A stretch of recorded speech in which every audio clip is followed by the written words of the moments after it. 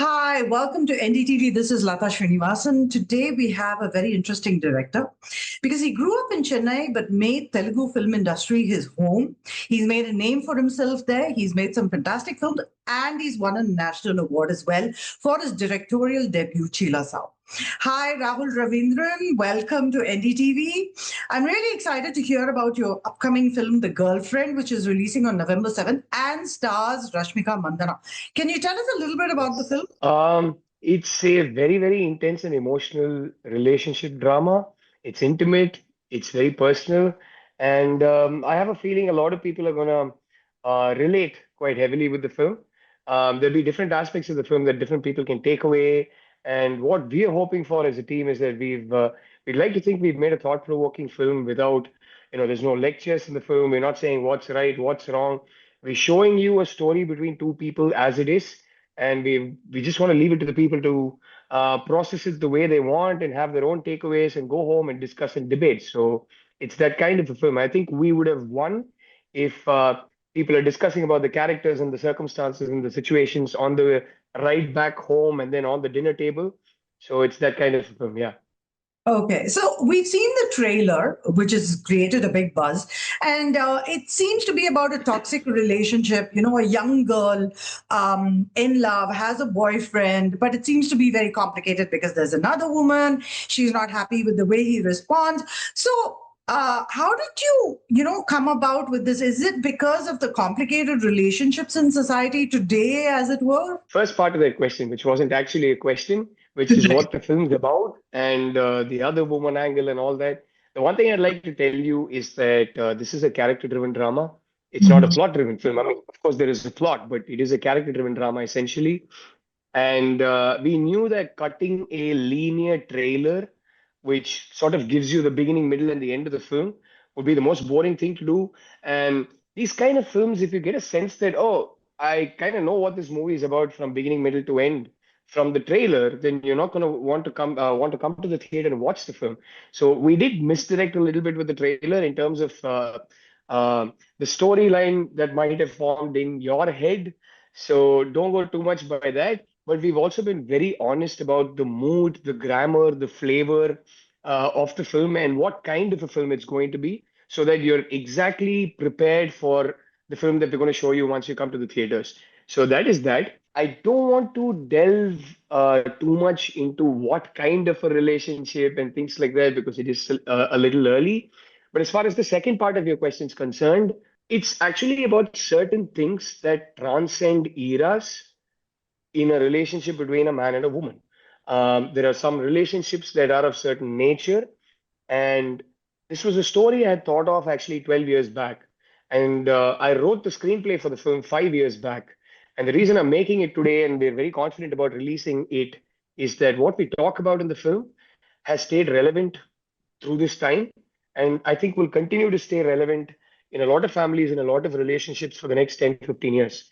So it's that sort of a film. It's not a film which is, of course, it is about today's people. It is a contemporary film. It's set in, the post-COVID world, but it's not specific to just the problems of today. It tries and explores the relationship between a man and a woman, which is kind of relevant in any era, really. So yeah, that's the kind of film it is. Okay. Now tell me about casting Rashmika Mandanna because right now she's at the top of the game. You know, she's the top South Indian actor. People love her. They love her work. How was it, working with her and what did she bring to the character? Or it was incredible working with her. This is my third film, and I'm the type of director that falls in love with all my actors. It's just the greatest joy in the world to be able to write something and then go to a set and start bringing it to life. And they are the face of what you've written. So as you're watching it come to life on a monitor, you can't help but fall in love with your actors. They are my favorite creatures in the whole planet, on the whole planet. So of all the actors that I'm the kind of director that loves working with all my actors. But of all the actors that I've worked with, I think in terms of a director actor working rhythm, what we developed through the course of this film is, let me put it this way. there is a certain natural way in which I would like to direct an actor, which I keep adapting and changing depending on who I'm working with. But there is a certain natural way in which I would like to direct an actor, and there is a certain natural way in which Rashmika Mandanna would like to be directed by a director, and that was a perfect fit in our case.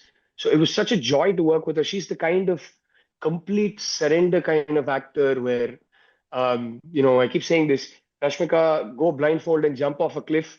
She's first gonna do it. She's just gonna say, "Okay, Captain," and she jumps off, and then she'd come back up and say, Why did you need me to jump?" She's that kind of an actor. She first does what you need her to do. Any director who's worked with that girl is going to tell you that she's an absolute director's blessing. She comes no baggage. She doesn't care about any insecurities, nothing. All she wants to know is how does the director want me to bring this character to life? And you can just fill that blank slate in the morning and then watch her fly with it. So that's how it was to work with her. What did she bring to the character herself? Because she is talented, and she's worked in so many films now. So what she's brought to the role is a very, very innate understanding of the role, which helped her internalize the role so well that I think 2 days, 3 days into shoot, we both began to realize she's doing something very, very special with this character in terms of she was just living it. She really was. I think she was really feeling it. She was in the zone. There was so much she related because she kept telling me, both of us are in a sense introverts who are okay with being an extrovert when it's needed, right? And this character is a bit of an introvert who doesn't know how to express herself, who's not very sure about what she's going through and what she's feeling inside herself.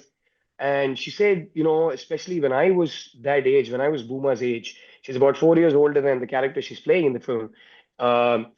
She's playing a 22, 23-year-old postgraduate student doing MA literature. And she said, I studied in a hostel and I was exactly like this girl. And I think that innate understanding of the character helped her just live it.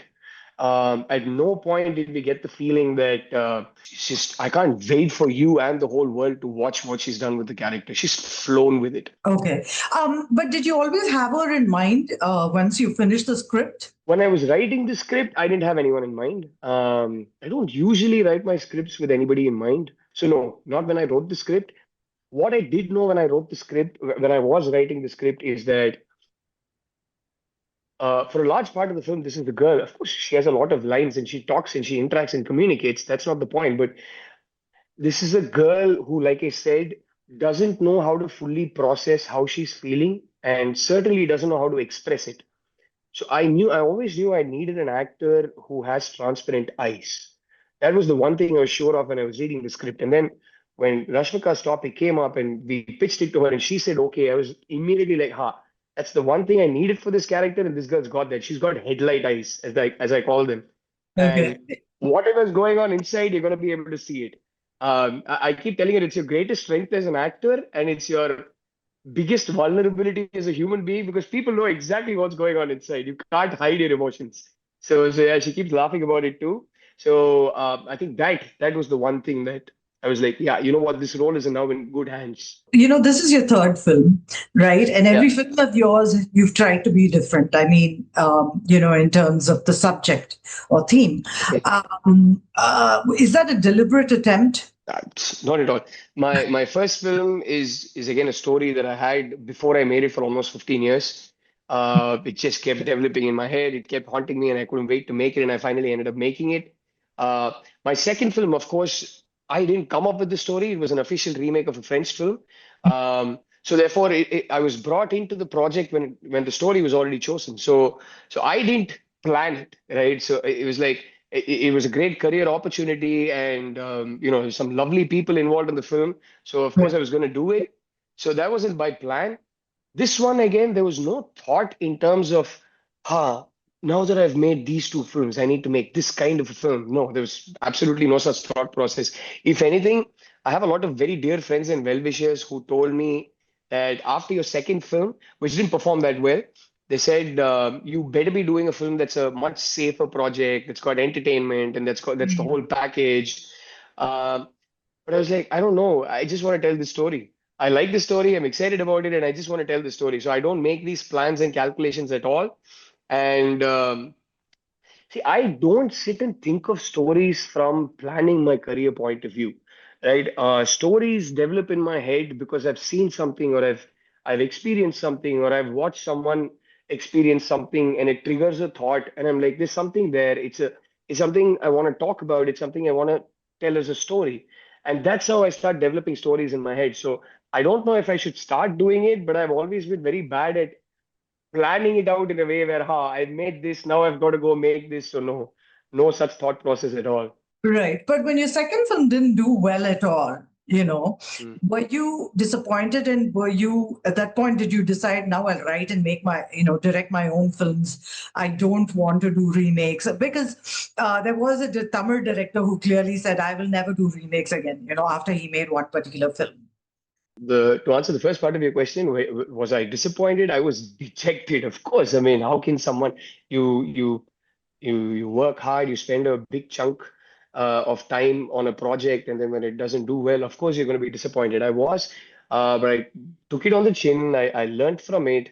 I spent enough time mulling over it and processing it, and I'd like to think I've learned from it and become a better writer and a filmmaker. And what was the second part of your question again? Do you ever do another remake, or you're going to Ah, stick to original writing and directing? Never say never. Never say never. But so the reason I'm a filmmaker is that from the age of 8, I always wanted to be one. So I had a long time getting a bank of stories ready. From the age of 8, I've been thinking of stories, and I obviously can't make the films that I used to think up of when I was 8, and things like that. So, but like Chi La Sow is a story that came to me when I was in my late 20s. Hmm. And this one I developed in my early 30s or so. Yeah, yeah, about that time. So I do have a big bank of stories, and I'm bursting to tell them. I'm very excited to tell them. So it would have to be a really, really tempting proposition for me to go do a remake.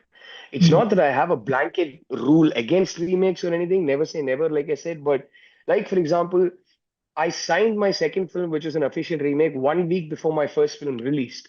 And my Right. first film was made on this shoestring budget where it was like almost like an indie project, right? And for me to be able to sign a film starring Nath Sir, produced by Annapurna, and this big star cast, and it was a massive leap forward, even before my first film had released. At that Right. point, I didn't even know what the reception was going to be like. So Nath Sir had watched my first film, he loved it, and he came on board to present the film. So he sort of came on board as a co-producer, and he loved the film so much that he offered me this second film even before it released.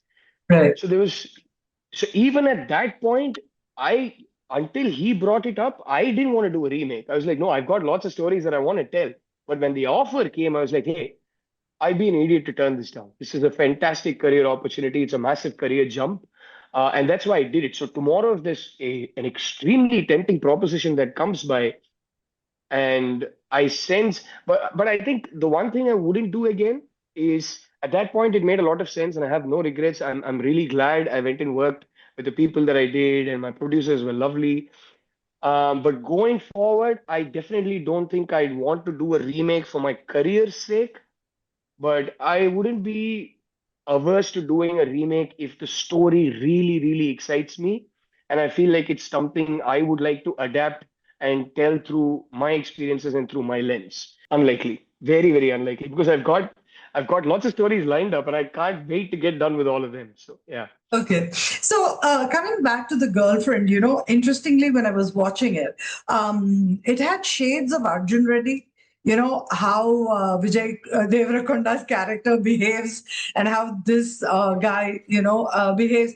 Do you think there's going to be any kind of comparison at all when the movie comes out? I don't think there'd be a comparison, but people, I see it quite a bit on social media. It's not something I anticipated because I wasn't thinking about that at all. Right. And No. initially, I was just like, what are you guys talking about? I mean, where is the connection even? But I keep seeing it on my timeline on social media, and I keep hearing it from people, that I meet every day since the trailer dropped. Wherever I go, there's obviously post-production happening, there's interviews happening. So I've been going to a bunch of places, meeting a bunch of people, and I'm getting this a lot from people, including you. So Yeah. I'm like, okay, clearly there's something that's reminding people. Um, I had a lot of people ask me, is this an antithesis to Arjun Reddy? I was like, no, that's not how I conceived the story at all. The truth is that I conceived the story much before Arjun Reddy came, and it's such an original tour de force film, Arjun Reddy. And the last thing I would want to do is look at a film like that, which was almost a disruptor, a game breaker, a cultural phenomenon here in Telugu. I mean, it changed the grammar of Telugu cinema when it came out, right? Mainstream Telugu cinema. I was like, oh, so this is mainstream now, right? So it was that's the kind of impact that film had. So I'd be an idiot to look at a film like that and say, I'm going to have my own take on this film. No, that's not what I've done at all. And I've had quite a few people ask me, is this Arjun Reddy seen through Preeti's eyes? Right. I said, no, that's not the attempt at all, right? So, personally, as a filmmaker, no. For some reason, everybody seems to be making a connection because of the trailer. I don't Right. know which element in the trailer it is. Like you said, it's, yeah. But I don't think people are going to watch the film and come out thinking of Arjun Reddy. I think they'll realize that it's a film on its own. It's a very honestly told tale. It's a story I've told because I wanted to tell this story, not because I was influenced by another film, or I wanted to have my own take on another film. Not at all. Not at all. In Okay. fact, if you look at the second half of our film, it couldn't be more different from Arjun Reddy. I can't tell you why, but Right. um, it would be a spoiler. But let's have that discussion once you watch the film. Now, speaking about Vijay Deverakonda, I have to ask you this. There was a lot of buzz recently in the media about Vijay and Rashmika Mandanna getting engaged. Do you have any thoughts on that? Are you privy to anything on that front? I didn't even know they were rumors. I have no idea. I don't know what you're talking about. No, But no, I genuinely see. Rashmika is a colleague. I know Vijay well. I can't say we're like very good friends, but we are friends. We're definitely more than acquaintances. And Vijay was very sweet enough to come and lend his voice for our teaser that we dropped sometime last year. And other than that, I don't know anything. And even if I did, I was definitely not going to talk about someone else's personal life. But yeah, no, I don't know. I know as much as you do. okay. Thank you so much, Rahul. Wishing you the very best for the girlfriend. And thanks so much for chatting with NDTV. Thank you, Lata. It was lovely talking to you. And big hi to everyone watching NDTV.